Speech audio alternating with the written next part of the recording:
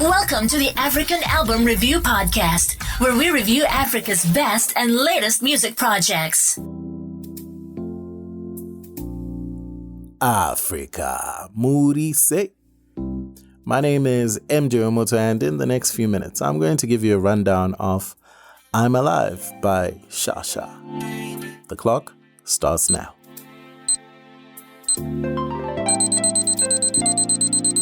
The latest African album review is loading.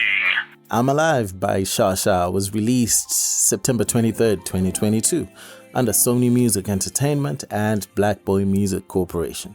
It has 13 songs, 59 minutes, 14 seconds of runtime, 15 collaborations, and multiple producer placements, with Sha Sha and Herc Cut the Lights as executive producers on there. I must say it's lovely to see the moves Sha Sha has been making thus far in the industry, especially this year after an unexpectedly quiet 2021. I'm Alive becomes a beautiful title that really signals intent more than just proof of life.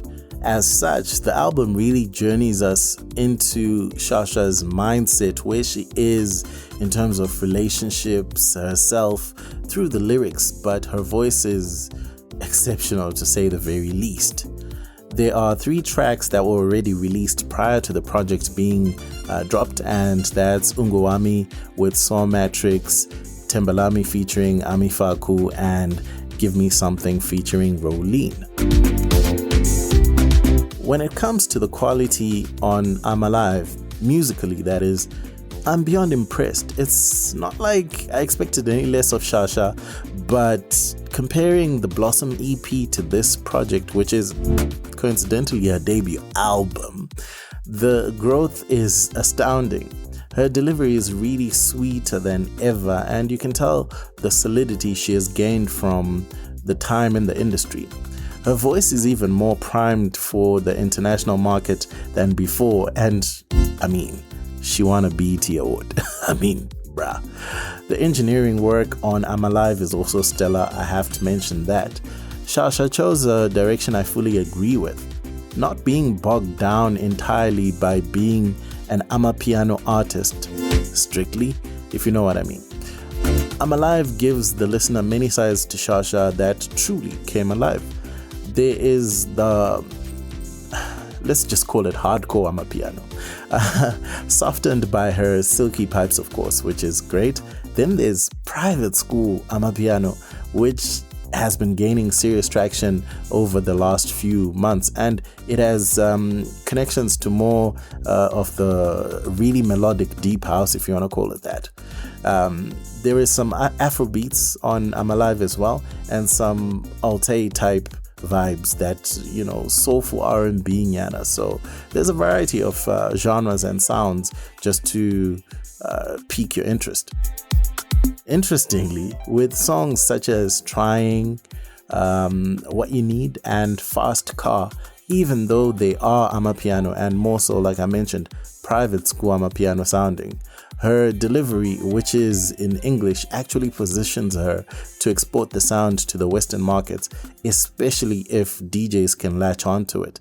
The Sade cover for Trying is a great example. But all 3 songs to me are able to sneak in. The Sade cover is going to be interesting because I think that's one that can really resonate with international DJs as being something familiar, but with that sort of amapiano house type blend, it's going to give it that little extra thing. And consider this, with people such as Drake and Beyonce having done dance albums this year, perfect timing. Let's see how this goes. It is what it is.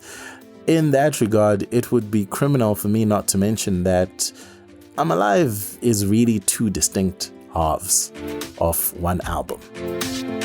Tracks 1 to 6 are your amapiano, the expected queen of amapiano type approach. It's Sha Sha, of course. And then tracks 7 to 13 are more of the other side to Sha Sha, with that chill off Afro, Alte, R&B type vibes going on. This is also arguably her most self-expressive side, which shows you more to just, I think, the personal side to Sha Sha. I'm Alive showcases a multifaceted individual, giving us their most focused version of the singer we all fell in love with in 2019 and 2020. It just shows that even after the trials and tribulations she's faced, whenever she's ready to talk about that, that's another story. But she's actually come out of it way stronger. And musically, she's just in a class of her own. Sha Sha cannot be touched, I'm telling you. This album has absolutely no misses. The only song I couldn't listen to was Breathe. It was grayed out, so can't speak too much on that one. But for the other 12 songs, man, fantastic.